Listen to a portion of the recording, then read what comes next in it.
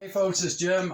Big news. Last night, the Ukrainians were able to sweep through and get all the way to Izium and cut off another choke point. I can't remember the name of the town now, but Russia cannot supply that region anymore. There's along the Russian border, right? And the Kiev's over here. And then there's the Russian border where they took several kilometers in, then around to the Donbass and then down to Kherson.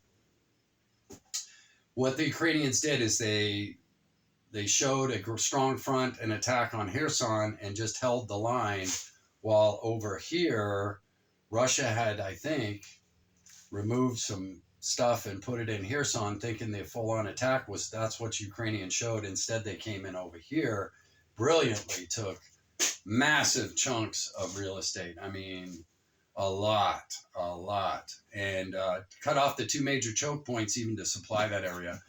So Russia's basically going to be done there. They can form a counteroffensive if Putin is allowed to declare war on Ukraine. I don't think he will be, and here's the reason why. St. Petersburg sent a letter to the Kremlin asking Putin to be removed from power and charged with treason. Now, if that is true, I cannot confirm this, but if it is true and the Russian leaked it, okay, for us to be able to see that, then he's done. Now it's only a matter of time. Okay, and how do I know? I've known all along he was going to go. I was going to predict Putin to be assassinated by February of 2023 because the military advisor that sits next to him on his right, Putin's right, that guy's being ignored, and the guy on his left is who Putin's talking to. Well, when it all started, this guy is a Russian hero, and Putin can't fire him or remove him or jail him. The people would rebel the day he did it. So what he did is he just had another guy come next to him. Now, he's also relieved over 100 Russian generals in the field because they're with their most intelligent commander. And commanders know when they're beaten. When they started flying sorties and losing 7 out of 10 aircraft, they knew this was over and to stop. But Putin did not listen. So it's Putin's folly here. It's all going to go on Putin because he was advised, and I'm sure they have the documentation. The thing we have to worry about is we have a Napoleon complexed person who has a nuclear suitcase. Now, has the good side of the Russian military already told their nuclear arsenal to stand down, even if ordered to fire, unless Russia is attacked? Now, if that is the case, and only the order can come from number one, the general, who Putin's ignoring right now, then in that case, Putin will be removed from power sooner than later. And especially if the letter from St. Petersburg is real and is then validated, okay? And it looks pretty real to me. But, we can't confirm any of this stuff with all the propaganda out there. But then over 50,000 Russian young men are dead.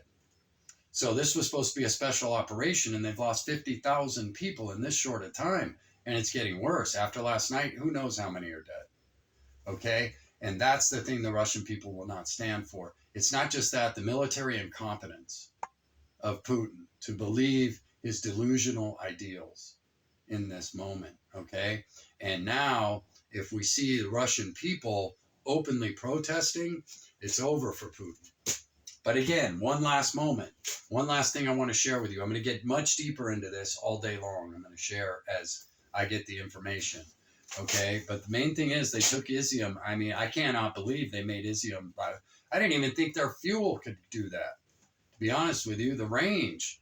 I mean, they outran everything, and they had to stop. And they're going to move possibly today or rest. I don't know. Maybe we'll see what goes on. So it is bad for the Russian military. Okay, so on many levels, and their defense contracts are falling off a cliff while the US's are skyrocketing because the world has seen the superiority of Western weapons. Okay, and that's really tragic for the Russian people because that's a huge industry in Russia. Wow, you know what I mean? So hang in there. Hopefully this gets resolved and the gas goes back into Europe and Europe doesn't collapse. But we have Europe in economic severe stress. We have China about to go into economic severe stress. Are we going to go into a global depression? I don't know. Okay, but hang in there. Again, we're 91% internal economy, GDP now. So that could go up higher, and especially with the military industrial complex going up, nations ordering our weapons after seeing them on the field. Then that will create more industry. However, we will be affected too. If the world goes into a depression, we will all be affected. So again, stay prepared always, okay, through this until Putin is removed from power and deals are made.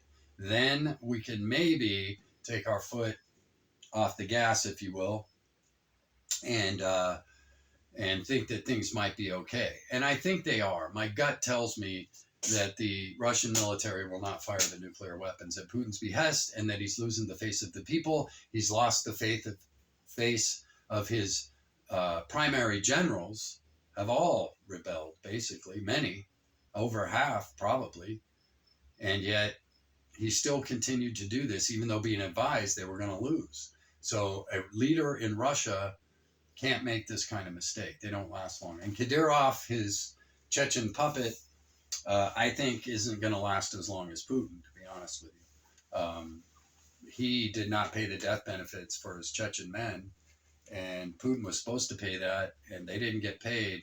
So a lot of them swapped over and started fighting for Ukraine.